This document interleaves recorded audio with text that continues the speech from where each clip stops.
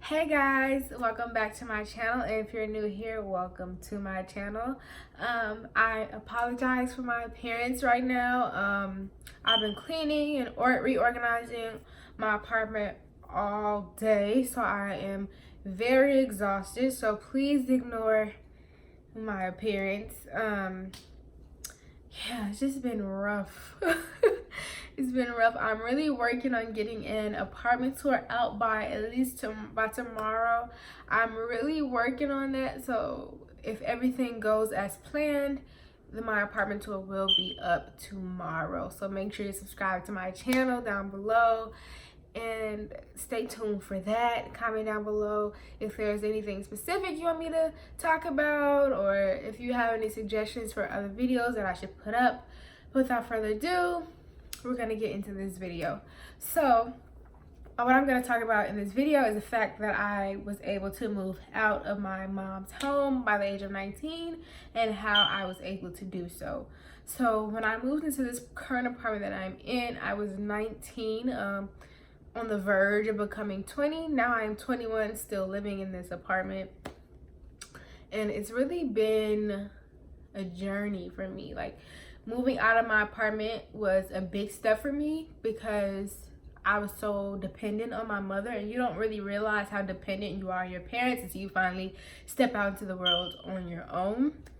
So it was really hard for me to make that adjustment. So I thought I would get on here and talk about it, and just let you know what my experience was with that. So let's talk about it. So the number one thing that I'm going to focus on is actually I'm going to talk about finances, like the financial way of moving out, and then I'm going to talk about like the mental way, like, because it's not all about financially, or I was able to financially move out of my apartment. So it's also about emotionally or mentally.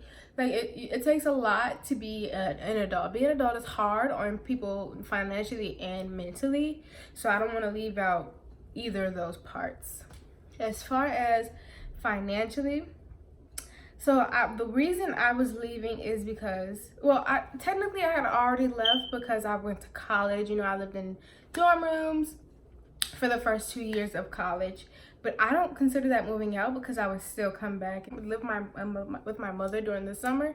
So it didn't feel like I was moving out. It just felt like I was on vacation, or I was leaving for a little bit, but I would still return home. So when I finally did get an apartment in my third year in college, it really felt different. And it was mostly because I'm living with my significant other. I had never lived with a boyfriend before, so it was all in all a new experience. There's bills, you have to pay for food, everything. So financially, the way I did it was I got a job that summer, saved up, make sure things can be paid for, like furniture. Now, I would highly suggest, if you're moving out for the first time, I would suggest getting a roommate or moving with a significant other. The reason I say this is because it makes it a lot easier on you if you can split the bills with somebody. It's easy to say, oh, I'm gonna move out on my own, you know, I'm young, I can do this by myself, I don't need anybody's help. But at the end of the day, it's hard to maintain a monthly rent by yourself, solely paying that. Plus, there's other expenses that come along with having an apartment. If something goes wrong in your apartment, you have to be the one that pays for it. If, God forbid, an accident happens in your apartment, they're going to look at you to pay for it. There's a lot of things that just could happen that you want to make sure that you are able to pay for. Also, feeding yourself is a big thing that people forget about. Like, oh, I can afford monthly rent every month. Like, my job pays me enough, I can afford monthly rent. You also have to eat. And everybody doesn't want to stay in the house in your time. You're gonna be out with your friends. You might want to eat out. You got to think about those expenses. You just never know what things can come up. If you only have enough for your rent, you're not really living. You're gonna want to do other things outside of just paying your rent. So that is something to really think about, is getting a roommate and making sure that you guys together have enough to pay for all of those things. So the way that my rent is set up in my apartment, it's about $700 a month. I have to pay electricity bill, but then it's everything is split down the middle. with me and my boyfriend. So he pays half, I pay half, and it makes it so much easier on both of us, so that we're not stressing about, oh my God, bills are doing this and we don't have this, and are we gonna pay the bills or are we gonna eat? You know, you don't want to have to make those type of decisions. So having a roommate is really helpful. So that would be my number one tip for anybody thinking about getting their first apartment, is to think about having a roommate or living with your significant other. I know it can be challenging and sometimes we would rather live on our own, but you have to think of the practicality of it. So that would be my first advice. My second thing that I would say to do if you are looking into getting your own apartment, if you are not financially stable for any reason, I would say look for government assistance. Now, when I say look for government assistance, there are things like a link card that you can get, like where the government helps you with buying food, because oftentimes we feel like, oh, we're above that or we don't need help from anybody.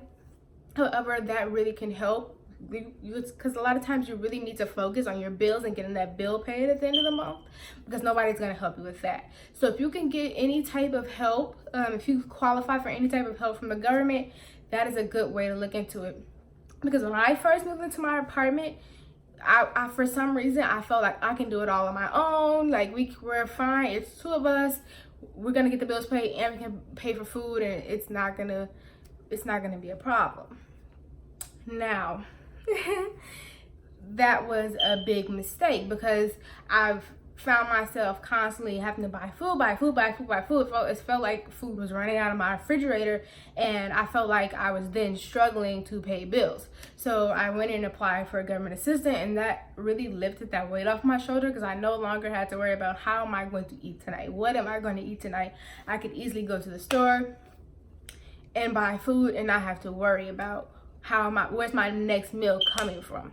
So that was a big part of me moving out. Another thing is budgeting. You have to realize that you can no longer, it's almost like having an apartment is almost like having a child. Like I don't have a child, so let me not say that, but I can almost compare it to a child, because you no longer are able to think of just yourself. When you're in an apartment, that apartment, anything that happens to that apartment or anything that is involved with that apartment automatically falls on you, because your name is on the lease. So if anything happens, they're gonna look at you first. So it's no longer about you. So you need to be able to budget, and you need to be able to think about that apartment and not only yourself.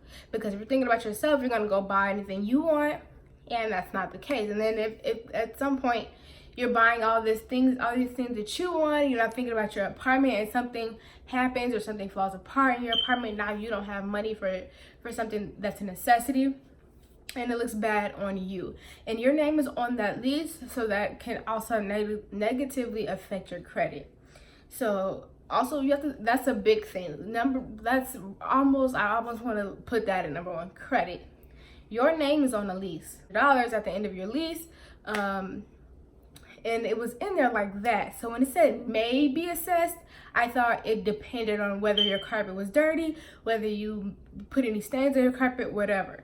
I did not know that this is an automatic fee. They don't even come and look at your carpet. They don't come see, oh, there's a stain. They don't even check. They automatically just charge you that $100 fee. So not only do you have to pay the rent for that month, you also have to pay that $100 fee, so you need to be prepared for that. Had I not read into my lease and asked a question about it, I would have got to that last month, was it just the right amount that I needed to pay the rent, and then realized, wait, I owe them another $100.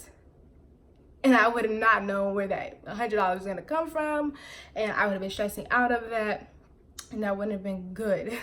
So I'm so glad that I took the time to read my lease.